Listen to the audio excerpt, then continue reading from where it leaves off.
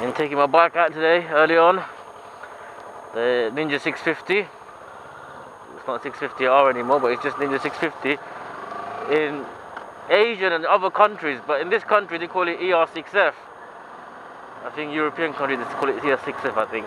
Or at least in UK, that's what they call it. I don't know why, to be honest with you. A bit silly. Opening a new, I don't know what the hell that is. I always wanted this building for someone to do this, but man, someone's taken it. Right now I'm on my way to my shop, which is Metro Bikes.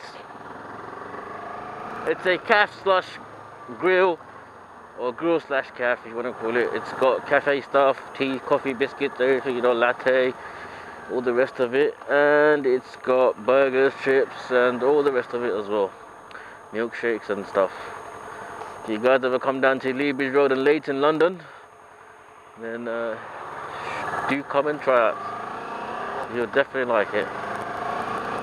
So that's where I'm now.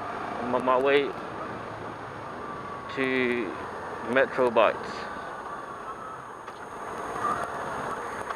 It's congestion again.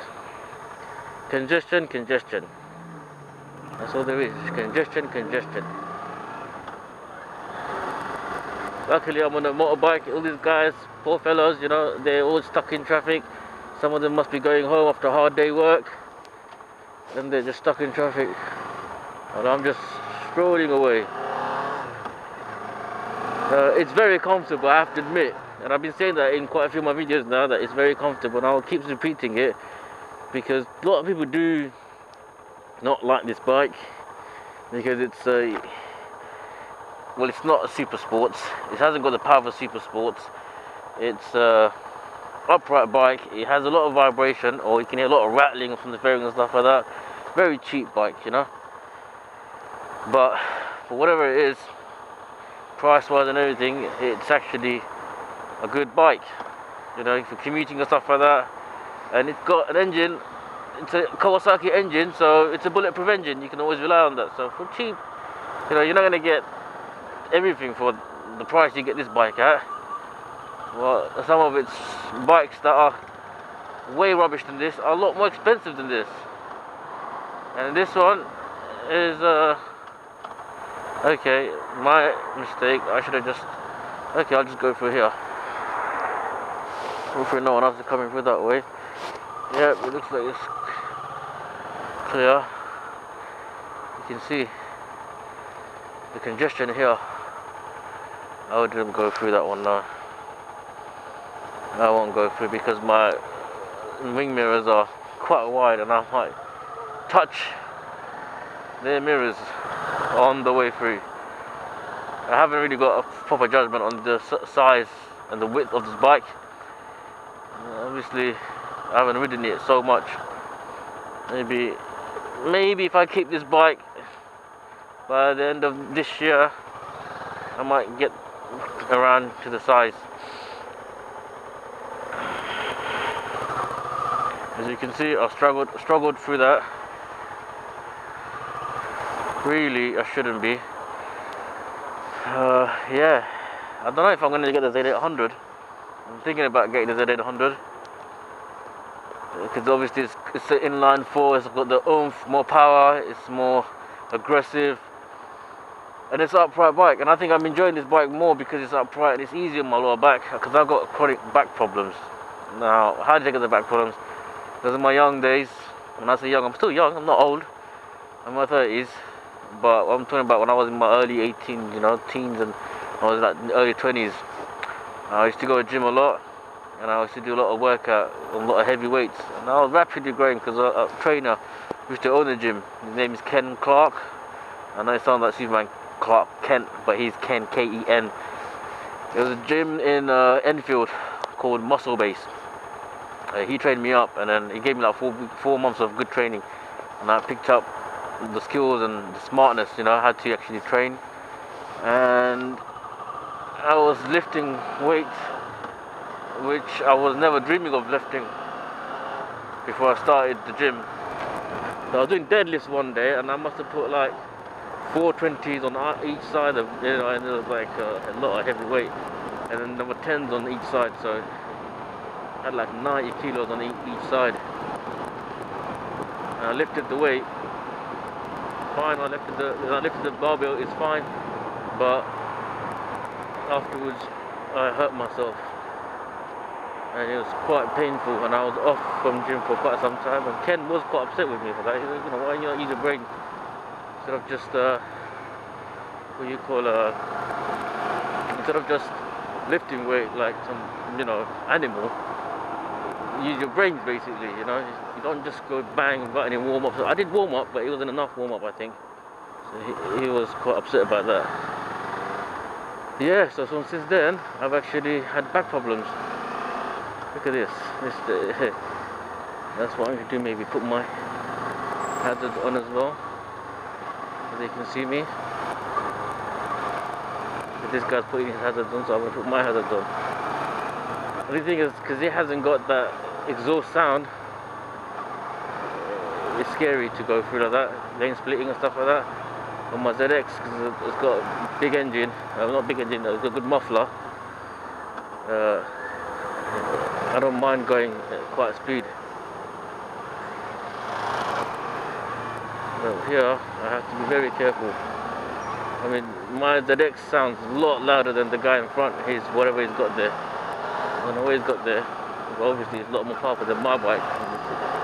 Mine's obviously middleweight, entry-level bike.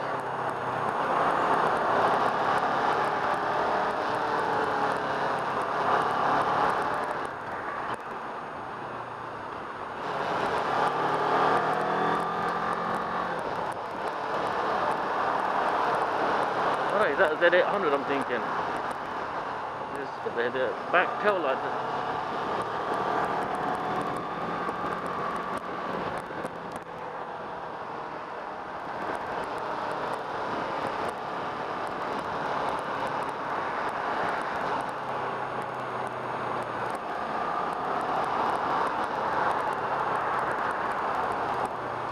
Look at the wheels on that. That's massive, the tires.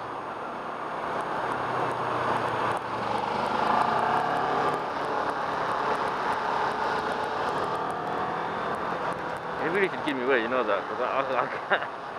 I'm a better rider than this, honestly. I can go for all of that. There's no time. I know he's got a better bike than me at this rate, but it don't mean he's a better rider than me. Funny guy, man. Funny guy. Come on, give me away. Come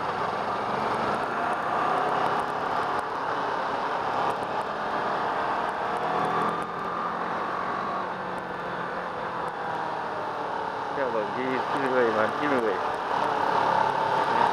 He's not gonna give me away. He's just too stuck up on his bike.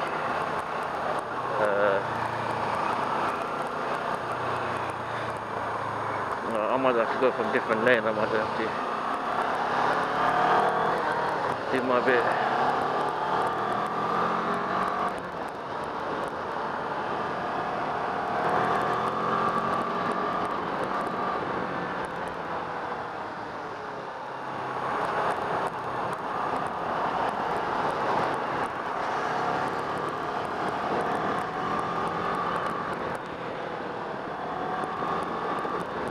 I had to overtake him. If I didn't overtake him, I'm gonna let me go crazy.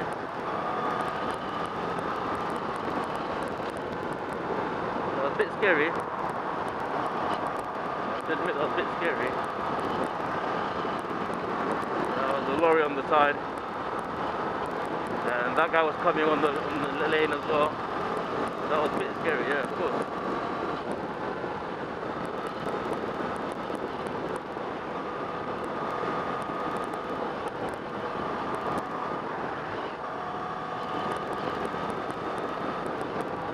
I'm a better rider than this other bloke. Not the bike, it's the rider. Last time when I was going through and these guys are going through, I was restricted. I was thinking, even though I'm restricted to a lot of my rev meters, how fast I could actually go. It has to be no more than 7,000 rev meters, you know.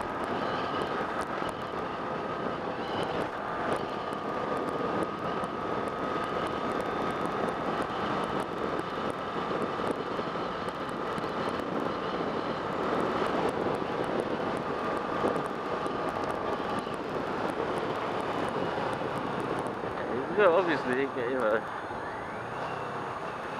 it's got a powerful engine there, obviously, so it will go. Sometimes they make me laugh, you know. You think to yourself, hold on, man.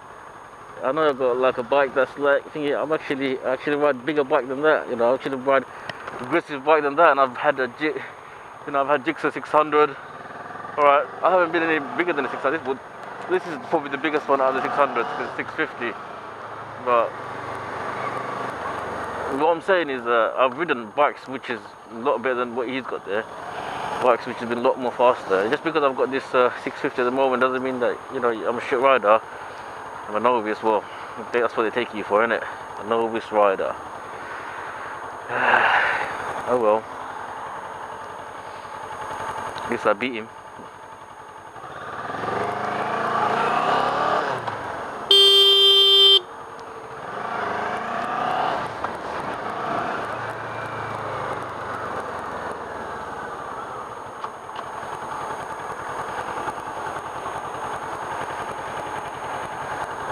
What an idiot, innit? You don't want anybody to look.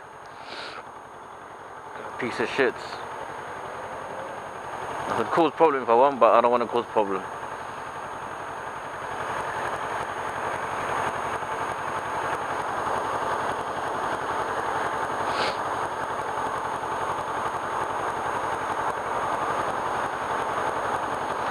If that car was to hit me, you know, obviously I'll get insurance payout, whatever, all the rest of it. But man, I won't be riding bike for a long time.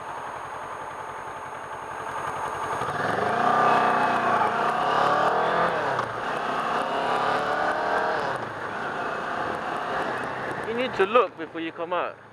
You need to look. You can't just come out. You know, I have respect car drivers. You know, I drive myself. You need to respect everyone. You know, you're driving, respect the bike, and you look what you're doing. Don't just come out and think, you know what, I'm gonna whatever, and I'm gonna do whatever. Because when you hit that person, man, it's not a nice thing, you know. Unless you're like some psycho in their head, you know, you're just some nuts, some crazy ass guy, yeah. Then you'll be right with it. If I used to hit someone, I won't be happy. Talking about hitting someone years ago. This is going probably back in 2008, 2007, several years ago. I was driving down the East London sides, down Whitechapel Road, and the traffic light was green, which is I was going through, summer's day, and then this old man decided to just cross the road last minute when I was just passing the traffic light. Luckily it was that moment, because if I didn't look at him or something, then I would have killed him if it was a bit any earlier. I hit his hand and he dropped. Obviously I stopped, came out, and I tried to help him out, and some of these guys were blaming me, saying that, you know, I was driving like this and that, but other drivers were behind me said, you know what, you were going normal speed, you were thingy. Some people that was on the traffic light, they said that, you know, waiting to cross, they said that, you know, it's not your fault. Obviously they were all waiting to cross, but this man decided to just jump through. It's not his fault as well. Old people, I feel sorry for them, especially in this country. You know, the children, you know, when you're young, yeah, when you have children, you look after your kids. You teach them how to walk, holding their fingers and stuff like that. But when you grow old, you're losing sense and stuff like that. These guys just leave you. So this old man, poor man, who had no senses, his senses were just going, because he must have been in his like 80s or something. You know, I felt sorry for him. He just got hit. He could have been with someone that helped him. That could have taken him out, sort of things. His son, his daughter. He did say when he came to conscious, he did say to me that, he goes, it's not your fault, son, you know, obviously I should have been looking. Well, I said, you know what, it's not anyone's fault, it's not your fault, it's not my fault. Maybe if I was a bit more careful, I had to blame myself just to give you that comfort, you know, then maybe you wouldn't have been hit. But I did offer to take him home, and he was right going on his own, which I wasn't going to let him go on his own. Then the ambulance was here, because I did call the ambulance, and I did call the police and everything. I only called the police because other people were blaming me, saying that it was my fault, whatever. So that's the only reason why I called the police, because it was getting to a point where I was just about to get into a fight or something. Can I make it through? I can make it through. Yeah, there we go. Yeah, the bike has got a kick to it. Bike can pull. And yeah, he went home, I called him off, he gave me his house number, I did call him in his house, and then he was alright. His daughters were quite happy for, you know, that I did call, and they were quite, you know, they appreciated the fact that I called and I followed up that if it's okay or not. But what I'm saying is that even though it wasn't my fault and I hit the guy, I felt really bad. It wasn't right. It was wrong. It's wrong to hit someone, you know. You just feel it's wrong.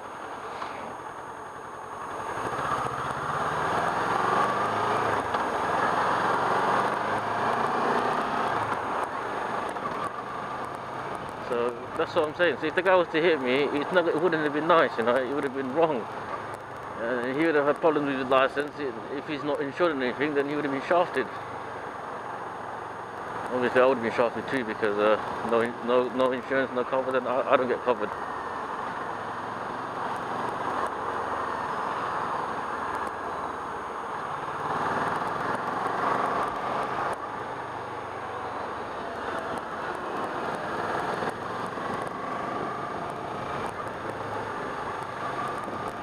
Yeah, this is my story basically.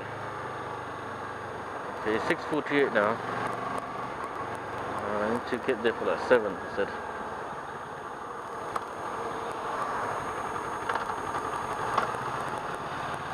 So I need to pull up somewhere quickly to get some stuff.